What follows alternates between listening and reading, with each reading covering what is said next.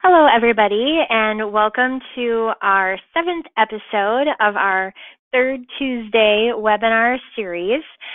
Thank you again so much for joining us today and making time for this presentation.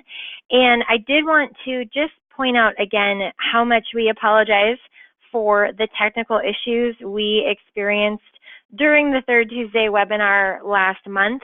Hopefully all of you were able to receive the recording or the re-recording of that presentation and were able to access that. If for some reason you did not receive the recorded video or have questions or anything based on watching that video, like if you have follow-up questions you would like to ask, please feel free to contact me directly about that. I would be more than happy to address any of those issues with you. My email address for any of those who might have questions or concerns or comments is jstanton, STANTON, at myHRcounsel.com. So if any of you have any lingering questions from the presentation last month, please feel free to reach out to me. So getting started on our presentation this month, we are, I just want to make sure, let's see, here we go. All right. This is Janelle Stanton. Last month, my colleague Michael filled in. I'm the Vice President of Communications here at myHRcounsel. For those of you that haven't been on a presentation with us before, I am typically the one who is doing the Third Tuesday presentations as well as other presentations for HRCI credit and legal topics. And for any of you who are joining us today that may be based in the state of Minnesota, Minnesota recently passed one of the strictest in the nation wage theft laws, where employers can actually be charged with felony level crimes for wage theft in the state of Minnesota. I am going to be doing a presentation on wage theft on August 6th at 11 o'clock a.m. Central Time. So if that's something that you're interested in, again, feel free to email me about that presentation and I can get you registered. So today what we're going to be talking about is background checks. And we're going to go over basics. We're going to talk about the Fair Credit Reporting Act.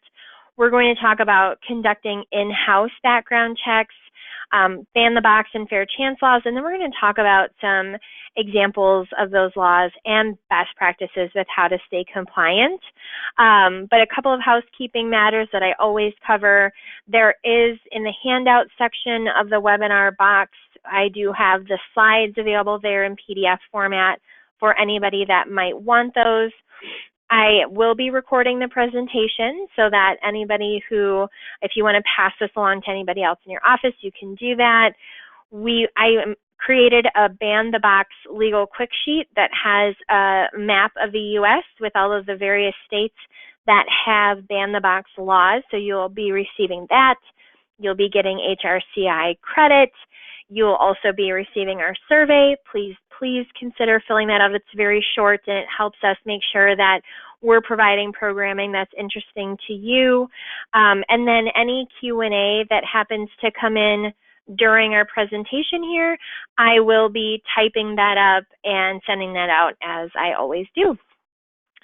So before we jump into the content here, I do want to tell just a quick story. So, and I hope you'll find it as interesting as I did. So, some company who shall not be named, of course, that I may or may not know, a former executive of personally, happened to have a position for an executive level employee. And so they put out the application, they found a candidate that they just thought was amazing. This candidate had stellar credentials, he had run his own business in the past, and by all appearances seemed like he's going to be amazing. And so they really wanted him to hit the ground running, and against their better judgment, they allowed this individual to start working for the company.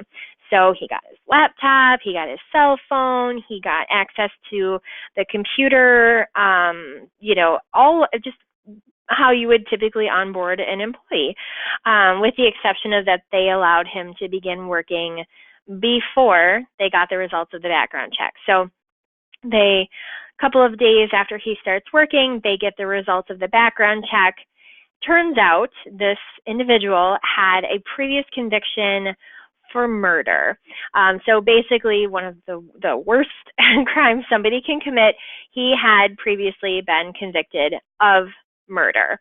And so all of a sudden this company has this employee working, and now they're thinking, oh my gosh, we have to fire somebody who is a previous murderer. So all of a sudden, all sorts of safety issues are coming up. Is he going to go insane when we fire him? Should we have police present?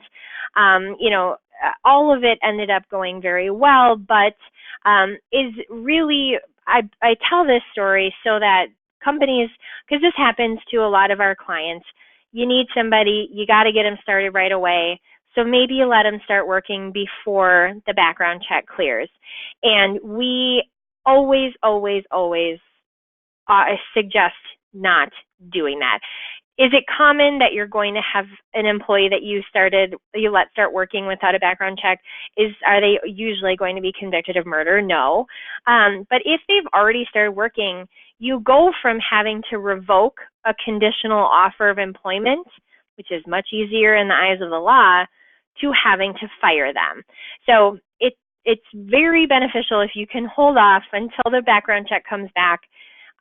So just sort of a little story and a little lesson before we jump into the main content here. So background check basics. Obviously, employers are using these to make good hiring decisions. If you are a bank, you can't have somebody working as a teller that has previous theft convictions. I mean, you can't have somebody, many states, for example, people who are working with children or who are peace officers or police officers, there are certain types of convictions that technically under the law disqualify them from employment with your company.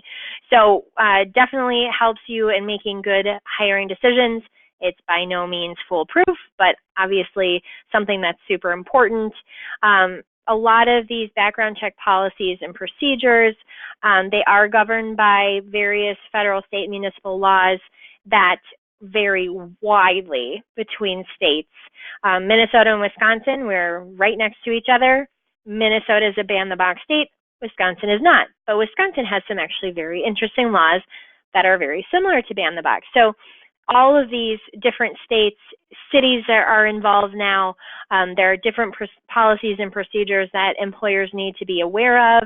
And, we always suggest, if you're going to be performing background checks, using a consumer reporting agency, which throughout the presentation is going to be denoted CRAs. So consumer reporting agency, it's a third party that you would then hire to do the background checking for you. And they're subject to their own federal, state, and municipal laws, and employers, when they use a CRA, have additional responsibilities as well, which we'll cover.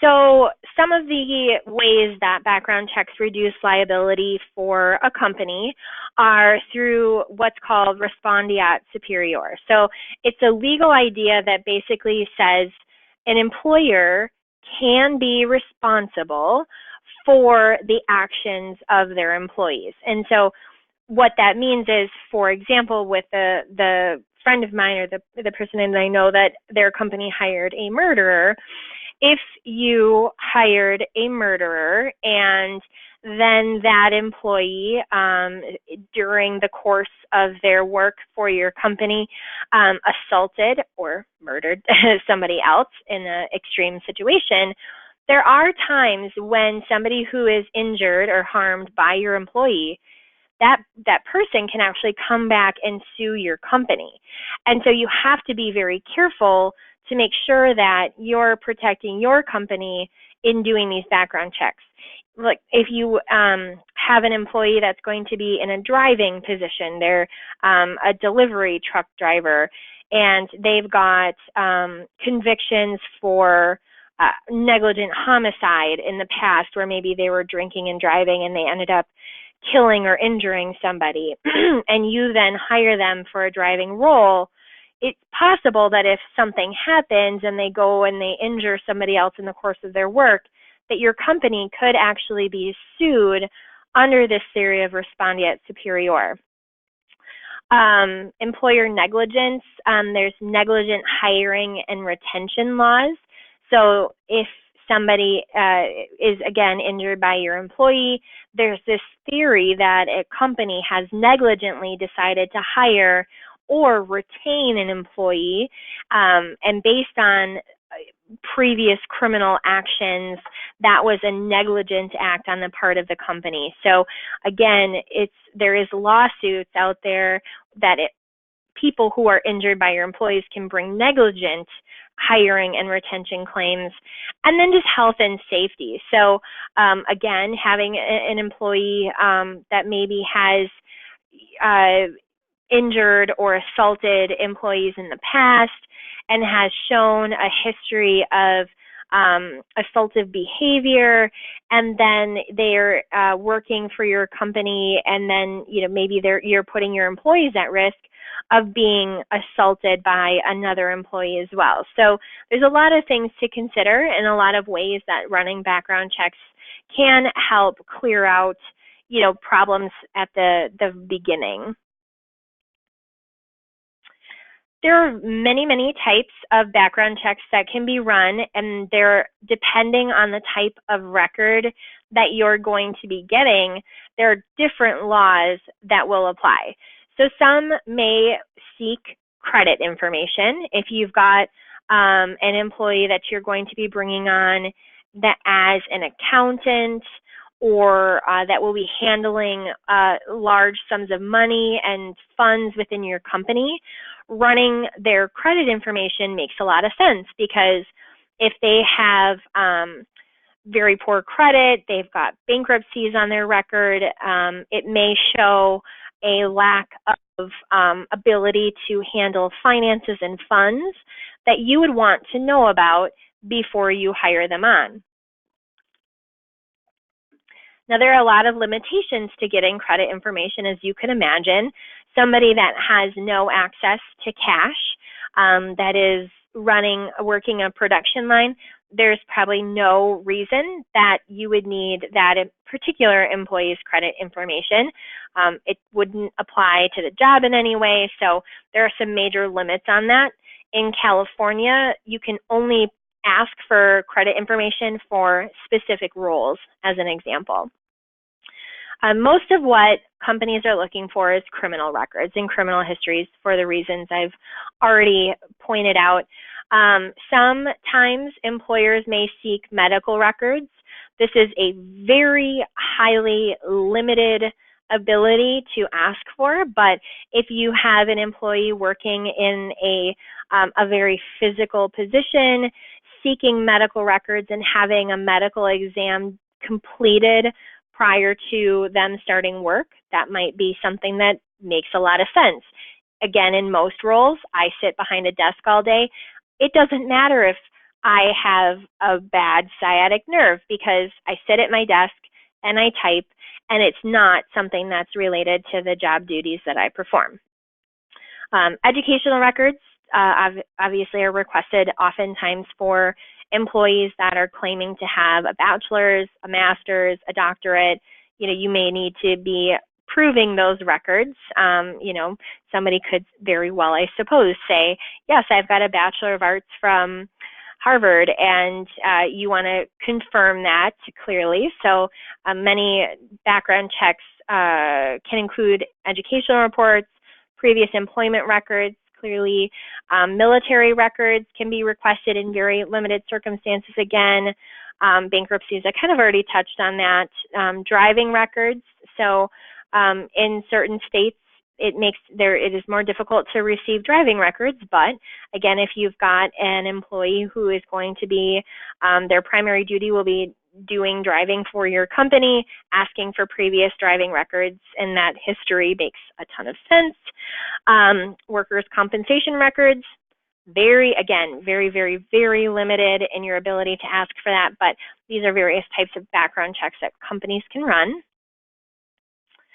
And again, I kind of touched on this already, but there are going to be laws in the jurisdictions where you are that are going to limit your ability to obtain this information. So, for example, Illinois, Nevada, and New York City. You cannot use credit information to make employment decisions, and they're not exceptions to those. So California has exceptions to those. Illinois, Nevada, and New York City prohibit using that information. So if you are an employer in one of those states or in New York City, you would not be able to and would not want to ask for credit information, or you would violate the Fair Credit Reporting Act and probably those state laws as well. Again, requesting medical records can be a hugely problematic issue under the Americans with Disabilities Act and the Genetic Information Non-Discrimination Act. There's a case, and I believe it comes out of Florida. You might be wondering, why would anybody care about genetic information? What is this? What was happening was there was employers that had asked for information about whether employees had sickle cell traits. And it is a trait that is predominantly found in African American individuals. And so these companies were asking for medical records to prove that you didn't have sickle cell trait. Well, the underlying reasoning for that was it was used as a tool to deny employment to African American individuals. And so is anybody else having any issues with the sound? I just got, again, a comment that the sound is very broken up. Is anybody else experiencing that issue? Can you tell me if so? But so they were using those medical records relating to sickle cell traits as a way to deny employment to individuals. I've gotten about 3, 4, 5 other individuals saying that they don't have any issues on their end. So to the person that's having some audio issues, my recommendation, maybe try to hang up and re-log in. So I'm really sorry about that, but I'm glad that everybody seems to be able to hear me. Thank you. Okay, great. Also, another thing to keep in mind, so oh, she's going to call in again. Perfect, thank you. So you cannot also take adverse employment action based solely on filing for bankruptcy. So this is something that is, even if you have somebody that is going to have a role in finance or dealing with monies with your company, you can't just say, well, you filed for bankruptcy. Nope. You have to tie that bankruptcy into something relating to their role. So again, the inability to competently handle finances, for example. So it can't just be, boom, you had a bankruptcy. No, you do have to tie it to the job duties. We're going to talk a lot more about that because, again, that tie-in to the specific job is what I want you to, if you take nothing away from anything else today, tying an issue is like, educational records, an expulsion, medical records, credit, criminal, anything that pops up during the course of your background check. I always urge clients, find a tie-in to the specific job duties. Does it matter if somebody is going to be a receptionist that they had a DWI 5 years ago? Probably not. Does it matter that somebody who is in a high-level decision-making position who has to exercise good judgment has a DWI from 2 months ago? Maybe.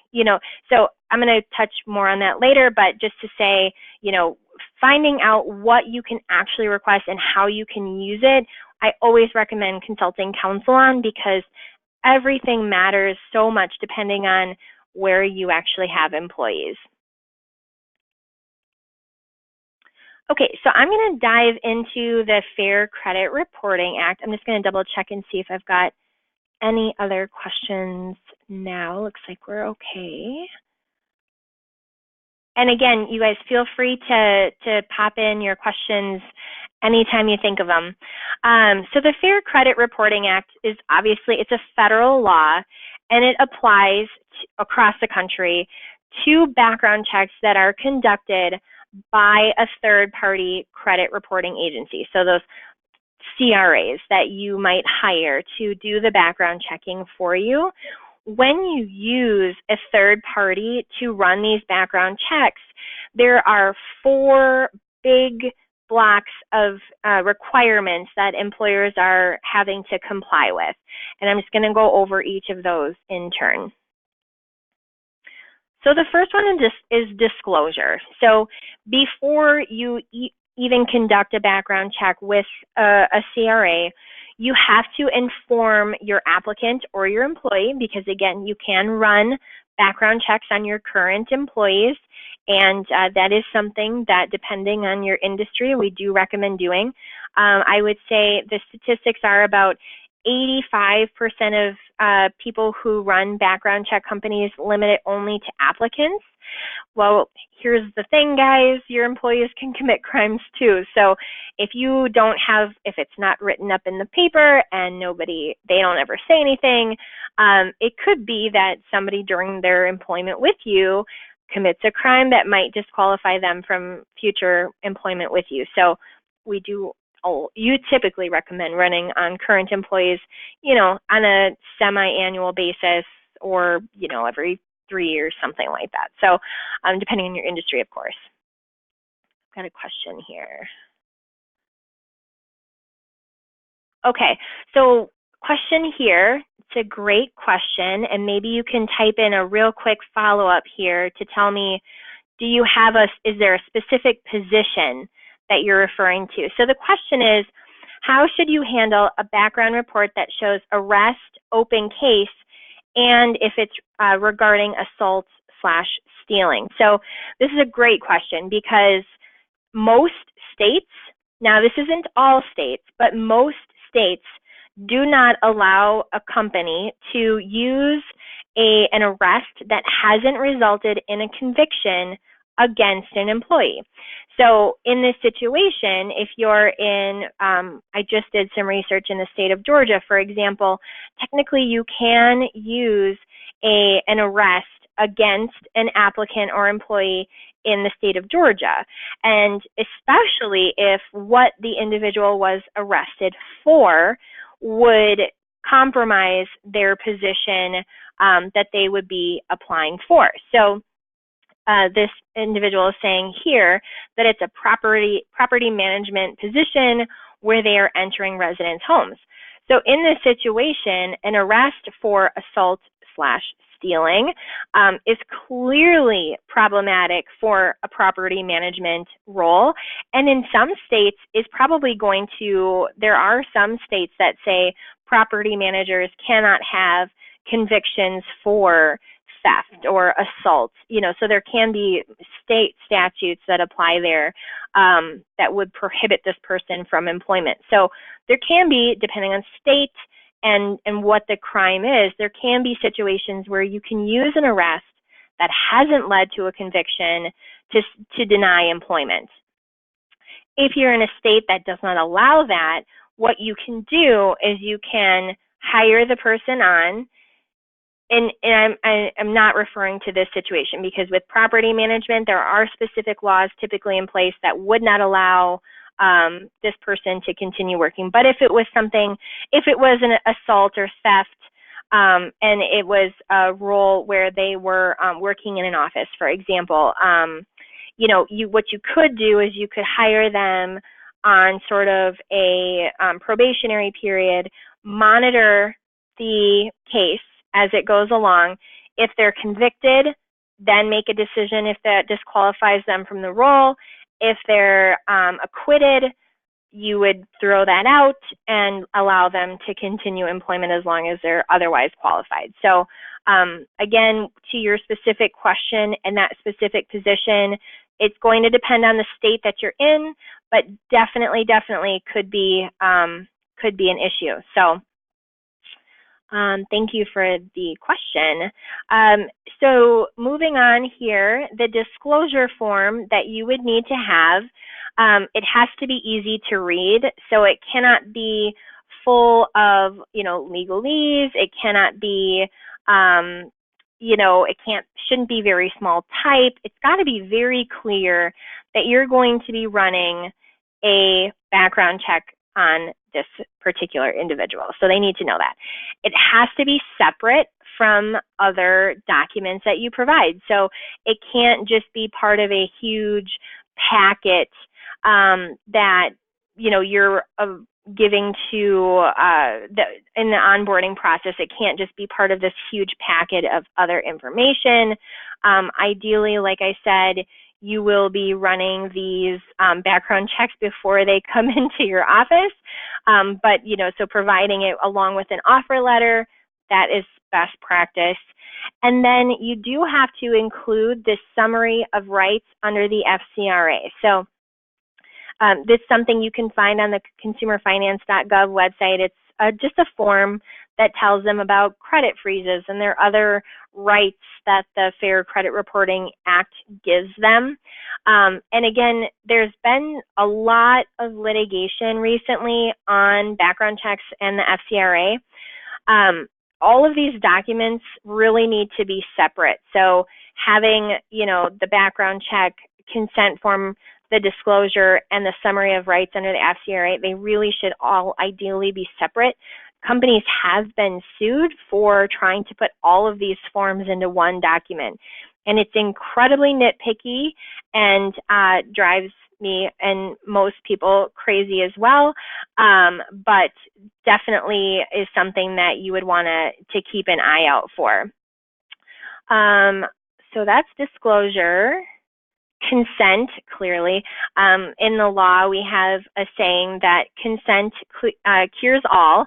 Now, that's not always true, but it cures a lot, and so you will need to get their consent in writing. So it can't be just a verbal, yep, that's fine, run my background check. It does have to be something that's in writing through a form. And it has to be separate, and again, has to be applicable to only a background check. So it can't be, you agree to a background check, you agree to, provide us with references, you agree to, abide by these other policies. It has to be completely separate form, and it can't be just a, checkbox to say, yes, I just agree to this. I've seen this a lot on applications at the end where there's like 6 things at the end that the applicant agrees to. That's not going to be sufficient for running a background check through a third party. You would need separate consent for that. Certification. So this is the third prong here. An employer that's using a CRA for a background check has to certify that it has complied with those disclosure requirements.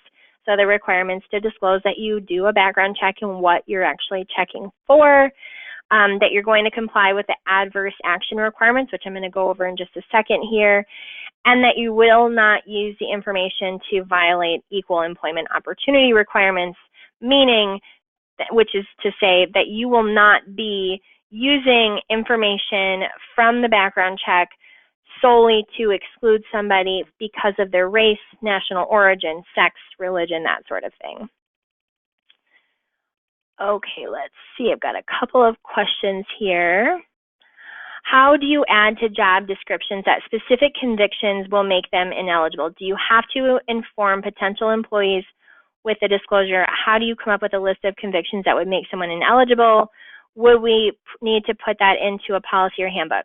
Great questions. Okay, so in the job, I do not recommend that you create a policy that says for each role these are the types of convictions that would disqualify you. Because what if you miss something, or what if, you know, in this situation it's 5 years old, it's 6 years old. You always want to have the ability to use discretion to make the decision based on a case-by-case basis. So I would not recommend adding to a job description that specific convictions make them ineligible unless they're a child care provider, they're a peace officer, they're a property manager. There's some other law in place in the state where you are that would say you're not eligible to work in a child care facility if you have a conviction for sexual assault. So I think putting that out there is not a bad idea in the job description. It's going to probably eliminate some issues. Now, you have to be very careful that you're not saying, hey, this is going to make you ineligible, so have you been convicted of any of these? Because that's going to violate ban the box, where you can't ask about convictions prior to making a conditional offer of employment. So you wouldn't want to ask them about convictions or anything like that, but you could make a blanket statement that, you know, this type of role, these types of convictions disqualify you pursuant to statute. I would say that, but not, I wouldn't say, you know, hey, if you have a driving role, you can't have a DWI. I would just leave that internally for your process to make that decision. Do you have to inform potential employees with the disclosure? You don't have to inform them what convictions would disqualify them. You can, but you are not required to do that. And again, I would only do it in the event that there's a statute at play. How do you come up with a list of convictions that would make someone ineligible? I wouldn't even do it because, again, you want to do this on a case-by-case basis. Take the role that's applied for, look at the background check, make the decision based on that. Would we need to put that into a policy in our handbook? No. Again, I wouldn't recommend it. You always want to be able to have the flexibility to make the decisions as they come on that case-by-case basis. So, great question. Many certification forms that are provided, many CRAs provide certification forms. You may still want to check with counsel to make sure that the form complies with the statute, because I have seen forms from CRAs that actually don't comply with the law. So if a CRA contacts you and you're a client of ours and they give you some form they want your applicants or employees to sign, float it by us just to make sure before you use that. Okay, so those of you who are using a CRA, you may be familiar with the pre-adverse and adverse action requirements here. So the pre-adverse action requirements state that before you take adverse action, meaning don't hire, revoke a conditional offer, or terminate a current employee, before you do that, based on the results of this background check, you've got to give that individual a copy of the report. You need to give them a written summary of their consumer rights, which we already talked about. You can find on the consumerfinance.gov website. And then you have to give the individual at least 5 business days to respond to the results of the report. So this, I think, is what most people are missing, is the 5 business days to respond. So I actually had a client recently that gave the individual 5 business days to respond and was able to provide proof that they had been the victim of identity theft, and that the conviction was actually something that this person who had stolen their identity had committed, and given the applicant's name when they were arrested, that's how thoroughly their identity had been stolen. And so, we had to tell them, look, in this situation, it seems like the information they're giving you is credible. There isn't any, convictions that were prior to this identity theft or after. It's this one. So in that situation, they, could not use the results of that background check against the employee, because the employee brought very credible information that it was not them who had committed that crime. So just make sure to do the 5 business days and give the applicant or employee a meaningful chance to give you a response. Most of the time, it's not going to be that, right? It's going to be like, okay, yeah, that was me, and I'm an idiot, and whatever. Maybe they come at you with some other type of story that helps, or probably won't. But it's the 5 business days are a requirement, and I urge you to give them those days to respond. And again, most of the time, it's just going to be, yeah, I did that, and it was stupid. So, another question here. Could you come up with a general internal list to refer to in making your decisions so you're consistent with hiring? Absolutely. Yeah, so the question is, could you come up with some type of internal process to say that with this role, here's an idea of some convictions that will likely disqualify?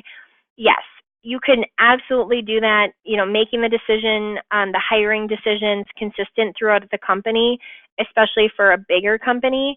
That's a great idea to start with.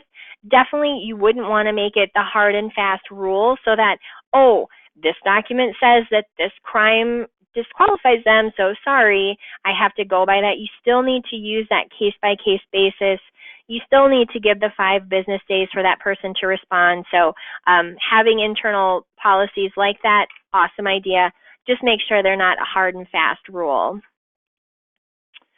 If you decide after the 5 days, because they said, yeah, I'm an idiot, I did do that, and you're going to take adverse action, you do have to tell them what that's going to be. You've got to give them the contact information for the CRA that you used, and a declaration that says basically they can't provide specific information about the reason because the CRA didn't make the decision, it was the company. You've got to give them notice of their right to request another consumer report and their right to request the contents of the consumer report with the CRA.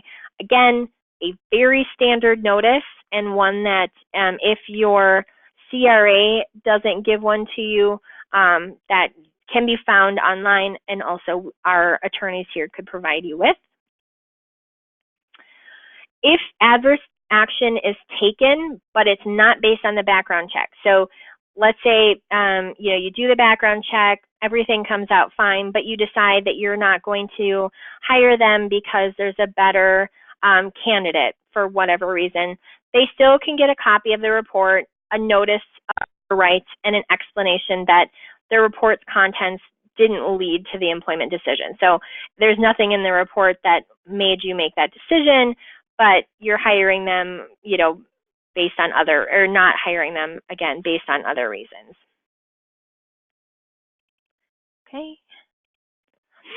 Okay, investigative consumer reports. I've had exactly one client tell me that they conduct investigative consumer reports. These are insane. These are something that, you would expect if you are going to be, getting security clearance for the government. I mean, these are very invasive procedures where the CRA would actually do interviews with people that to say, yeah, they are a good person, they went to this college, they they don't have any skeletons in their closet, whatever. So these are very rare. My guess is many of you don't do them. All I'm going to point out here is if you do investigative consumer reports, there are additional requirements and additional disclosures that you would need to tell your employees about before you conduct those.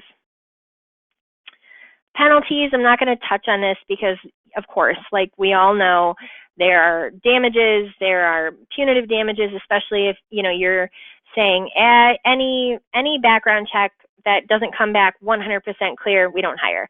I'm sorry, but you're going to get punitive damages on that because that's not the role of running background checks. And so saying we require a 100% clear background, I'm sorry, you're probably going to get punitive damages and attorney's fees on that. Damages typically are capped at $1,000 per violation, but often what happens is when one bad practice is found on the part of a company, others are found as well. And the individual that was harmed does have to show that there was harm, that they couldn't get a job with your company, so they were unemployed for a period of 2 months, and they lost X amount of income and damage to, I'm sure I'm sure people have tried to make arguments about infliction of emotional distress, those types of things. So they do have to show that there was some harm there, but often it's not terribly difficult because they didn't get a job and then they missed out on the salary they would have earned had you not violated the FCRA. So in-house background checks. I harp on this one. I'm going to harp on this one a little bit. So these are searches that an employer would do internally on their own, just sitting at your desk. Anybody that's, sort of millennial-ish is going to be able to go on social media and LinkedIn and anybody, I don't know if anybody's in Wisconsin or Minnesota, but Wisconsin has what's called CCAP. Minnesota has online records. Many states you can pull up information about an individual and do a background check informally. Now, I will say this till I'm blue in the face, and people like to argue with me about it, but don't search somebody's social media. People think it's going to turn up gold mines of information, but what usually happens when you use social media is you're going to find protected class information.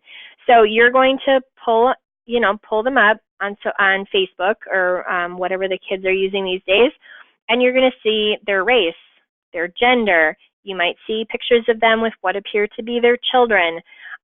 You might see pictures of them with a same-sex partner. All of these are protected classes. And so if you've done a social media search and you refuse to hire a particular candidate, and it somehow comes out that you had searched their Facebook and seen these images, there could be an inference that you used protected class information in making this decision and not anything that's legal. So I always urge people to avoid social media. LinkedIn is a little bit of a different bear. People sort of present themselves differently on LinkedIn than they would on Facebook, although that's not an absolute truth. I've seen some very crazy things on LinkedIn before, but I would urge you to not use social media. Also, evidence of activity protected under the National Labor Relations Act. So what if you pull it up and you happen to see a picture of your applicant picketing outside of Jimmy John's trying to get better wages or sick time, and you say, oh gosh, that looks like a problem employee, we're not going to hire them. That is protected activity, and so you could be facing a violation of the National Labor Relations Act if you chose not to hire an individual on that basis. So I think what you can turn up isn't worth the risk, and so I highly advise keeping it to more appropriate channels of background checks. And again, internal background checks are more likely to turn up information that's not accurate. So again, I pointed out CCAP in Wisconsin. All of those other types of online portals for looking up criminal history, they're so wrong. I have to use them sometimes in my day-to-day, but I always go to the courts because they are wrong all the time. So in-house background checks, I just typically advise against. Background checks in the EEOC, I don't think I need to really cover this a whole lot. I kind of already touched on it with the protected classes. You want to make sure that you're not inadvertently, using an individual's race, ethnicity, creed, color against them in the background check process, making sure that you are performing background checks very consistently and equally. Again, if it's for every single person that's coming in, or every single person who is working with cash, every single person who is going into people's homes to repair their cable, all of those things. So if you're going to do them for one in a category, do it for all. If you're going to do it for your entire company, don't make exceptions just because they're a higher level executive individual that appears to have stellar credentials, because it could be a murderer. Keep that one in the back of your mind there. So perform them consistently and equally.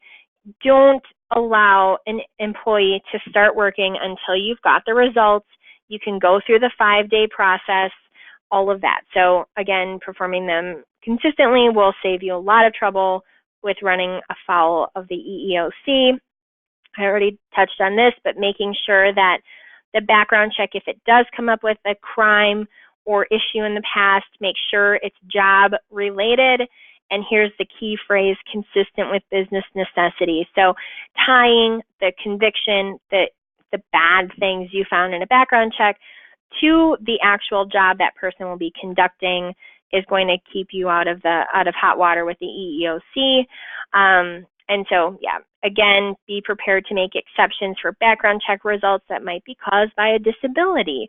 I mean, who knows what that could be, but that's why I urge a case-by-case basis be used here. So the FCRA, I've already again touched on this. States, cities, they have laws governing background checks. You know, some of these are very interesting. I'm going to get into ban the box, but again, a lot of these states are getting involved, and one of the ways is through ban the box. So probably a lot of you have heard of this. This has been a big to-do recently in the news. Ban the box is sort of spreading like wildfire. So what ban the box laws are is it requires that you remove questions about criminal history from an employment application. Probably all seen them on the application itself. Check the box, yes or no. Have you been convicted of a misdemeanor, gross misdemeanor, felony? Yes or no. If yes, explain. And that's on employment applications. The ban the box laws require that those questions be removed from an employment application, and that you wait to ask about criminal history until later in the hiring process. And most of the ban the box laws say that you wait until you've made a conditional offer of employment. So basically you've said, hey, we think you're great. We want to offer you this job depending on, you know, your I-9, making sure that you're authorized to work in the U.S., a clear background check. Now, I don't mean clear as in no convictions. I mean as in no disqualifying convictions. You know, a reference check and whatever else you're going to be doing. And so waiting until you've made that conditional offer until you inquire or run a background check to see for criminal history. So 29 states have some form of ban the box. Now, most states, and you're going to see this when I send you out the ban the box, the legal quick sheet, most states, there's like I think 14 states that apply that to private employers. The 29 states, that's a lot of those are government contractors. So the chart that I'm going to provide you with is only applicable to private employers. And then there's over 150 cities and specific counties that have some form of ban the box. So there's a lot to keep up with. There's estimates that over 2/3 of Americans live in a jurisdiction with some form of ban the box or fair chance law. So keeping in mind some of that, super important. Even states that don't have ban the box have types of information, limits on the types of information you can request.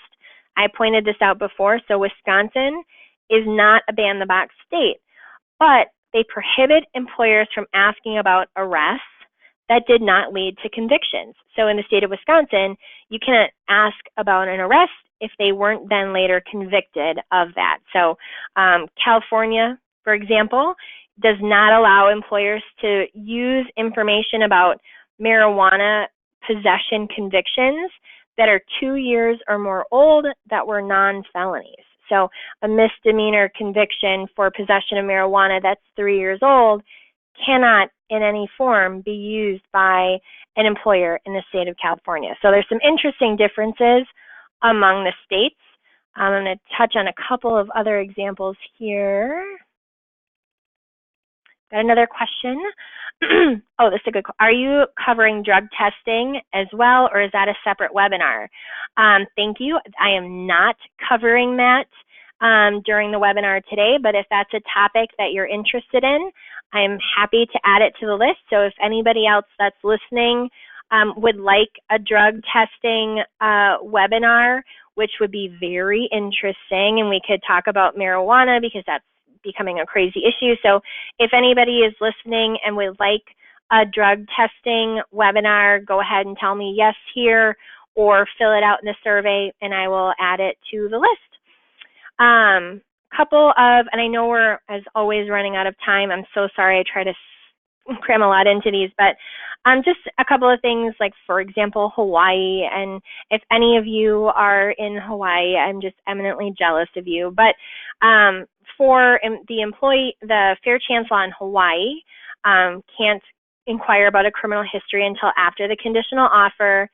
You can only withdraw the offer if the criminal history has a relationship to this specific job, and you can only consider an employee's conviction from the last 10 years. So if it's older than that, you cannot consider it. Many other states say 7 years. So in addition to ban the box, there are what are growing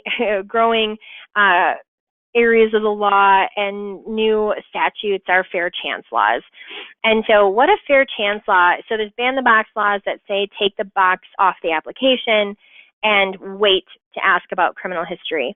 Fair chance laws also prohibit inquiries about criminal history until after the offer is made, but there's a specific requirement that the company do an analysis into whether the conviction specifically applies to the position. So they require that you perform an individualized assessment to figure out how that criminal history relates to the job at hand.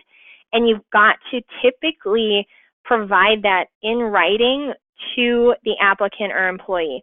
And so what it's requiring, and what I am recommending and have been talking about for the last 50 minutes here, is that you always make an individualized assessment, whether you're in California, whether you're in Los Angeles, or whether you're in Kansas.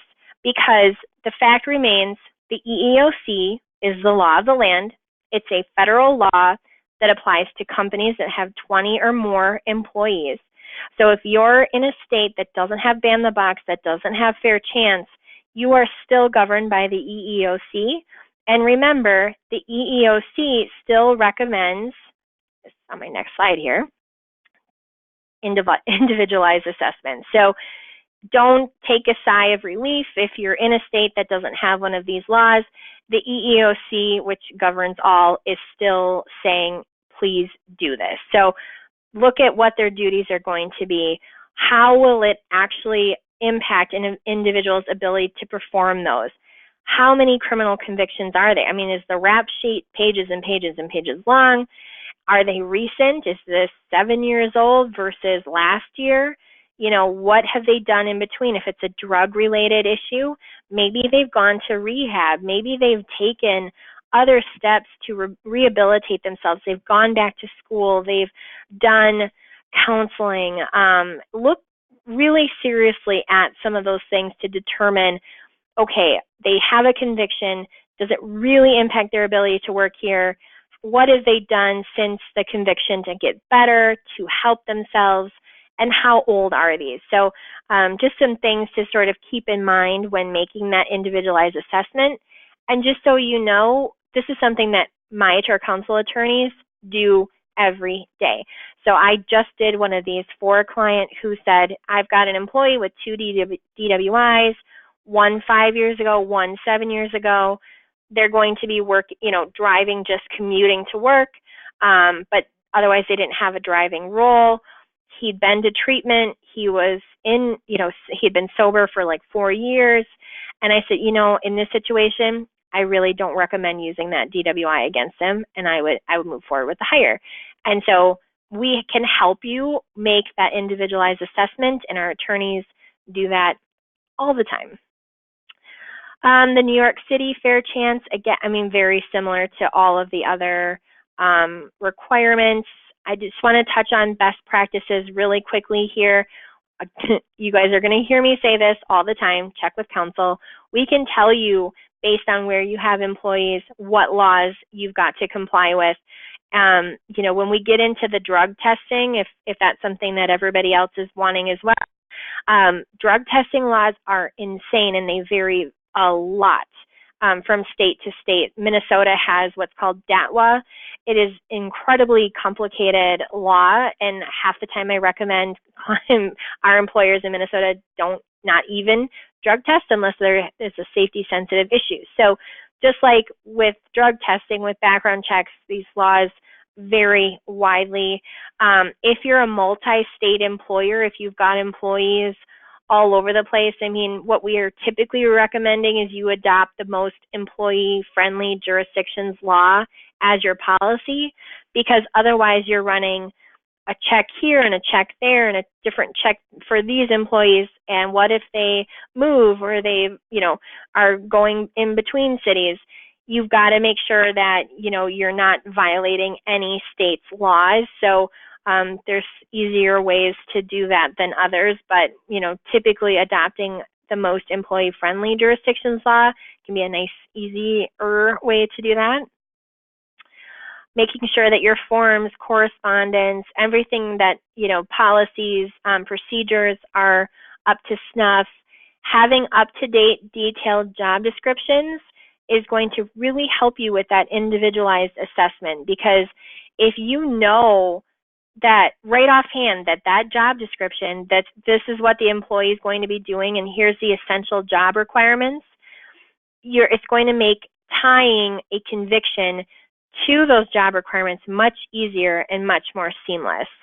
And just make sure that, you're kind of running the checks fairly and consistently. Consistency is always key. So looks like I've got another couple questions here. Okay. Oh, yeah. So we are a multi-state in all 50. And I'm very sorry for you.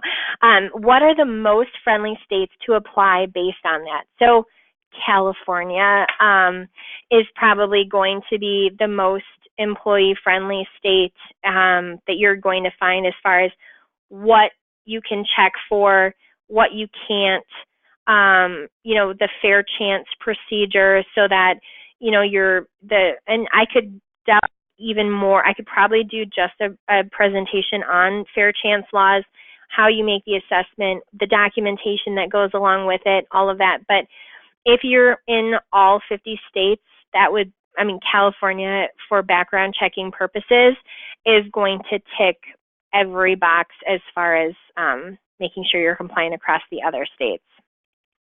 And then using a consumer reporting agency, so using a reputable background check company, is also going to be very helpful for you, using it like a bigger one.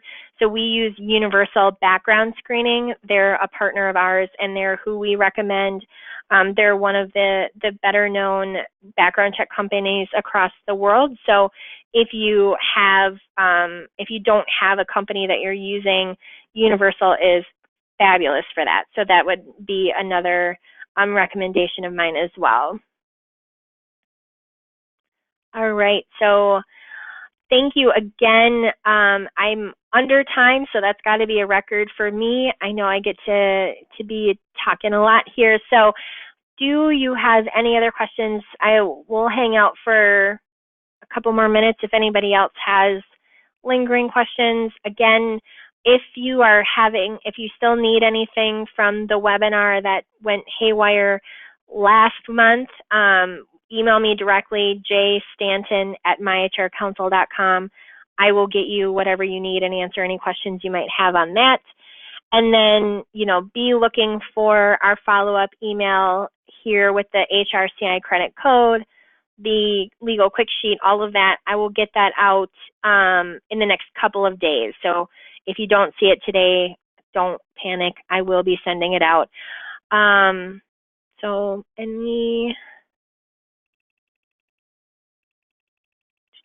looks like I don't have any more questions here. So thank you to everybody for hanging in here, and I hope you have a great rest of the day. Fill out the survey. Let me know what other topics you guys would like me to present on, and I will add them to the list. Thanks so much. Bye-bye.